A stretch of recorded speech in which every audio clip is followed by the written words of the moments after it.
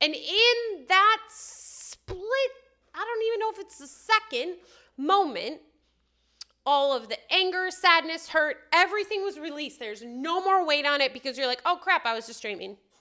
Welcome back to One's journey of unwinding the mind and, of course, your daily microdose.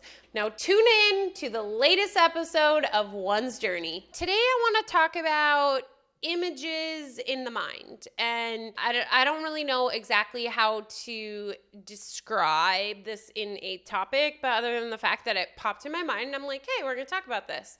What is a memory? What is a dream? What is reality? They're all just images in the mind. A memory is an image in the mind. A dream is an image in the mind. What we believe to be reality is an image in the mind. And what we envision for the future is all an image in the mind.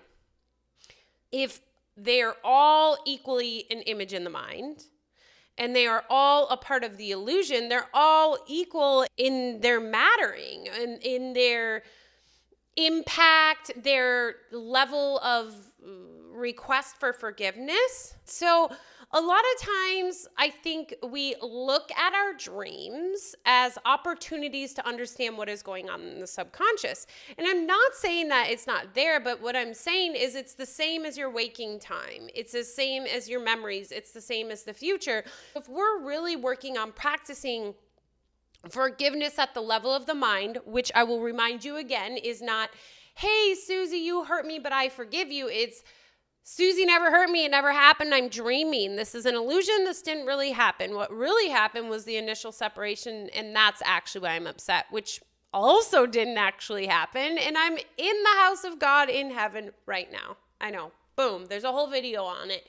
So I encourage you to check that out because in reality, that is the journey is learning to forgive at that level of the mind so that we can untie the ego and so that we can wake up one day. Okay, I've gone off on a tangent, but I was talking to a client the other day and she was telling me that she's getting to this point where she's struggling to know when she remembers something. She'll be like, oh, I remember this, and she thinks it actually happened in reality, and then she realized it was a dream. And I said to her, if a dream is an image in the mind, reality is an image in the mind, and a memory is an image in the mind, wasn't it any of them? Like, does it matter what the difference is? And she's no. What matters is that we practice forgiveness at the level of the mind, no matter what it is. And a realization that is all the same. I believe, and I've heard others say this, that we can actually be practicing forgiveness at that level in our dream. We can see that representation occurring, or when we wake up the next morning, we can again practice it at the level of the mind, which we do, which is the most curious piece of all. If you dreamt last night that I ran over your dog, and I know I've used this example before, but I want to have it hit home. If you dreamt last night that I ran over your dog, and you woke up this morning and you just didn't feel quite right, you felt sad, you felt hurt, I popped in your mind like, why am I angry at Ashley? And then you realize, in that moment, you realize it was just a dream last night. And you're like, it never happened.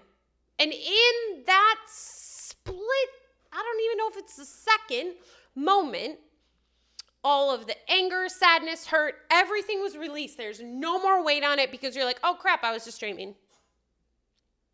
But if we go back to how I started this video, if a dream is just an image in the mind, and a memory is just an image in the mind, and reality is just an image in the mind, why the heck do we place so much weight on it?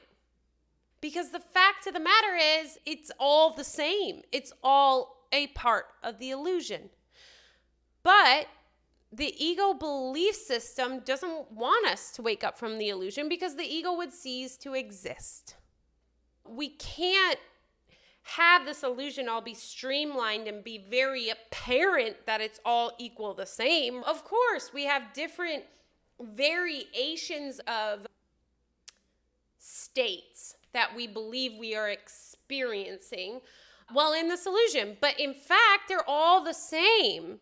They just happen to have lenses on them, different understanding. We talked about lucid dreaming recently. Like a lucid dream can sometimes feel more realistic than your waking time. How is that possible if in fact it is not literally the same exact thing, but a different lens is placed on it when we experience it? Because we have to experience levels. We're in the ego illusion. So there's, the dreaming is more of a cloudy level. And this is just my crap I'm coming up with as far as naming levels. But let's say the dream is the foggy level that sometimes can be really bright, but it's so bright. So it's never quite as reality because there's some stuff that seems off. But in fact, it mirrors it. And then we have reality, where this is where we spend the majority of our time, or so we think, and we're operating it, and we have magic and all these different things we can do within it. And then we have memories. I think studies say that only 50% of your memories are actually legit. But if it started out as an image in the mind, and it continues to be an image in the mind, then it's always the same amount of accuracy, because it's part of the illusion. What I hope this video has helped you to understand is how everything is actually the same, but we give it different levels of impact in our reality. If you dreamt last night that you were broke as F and you woke up this morning and you're like, oh, thank God. Thank God I've got my Louis Vuitton and my golden toilet. I don't know. I don't really think you have that. But in case you do, but it didn't matter because it was a dream. But this is all a dream. So why does any of it matter? And not in the aspect of it doesn't matter at the level of there is no purpose. There is purpose here. There's purpose of practicing forgiveness at the level of the mind and reminding ourselves to come from a place of love.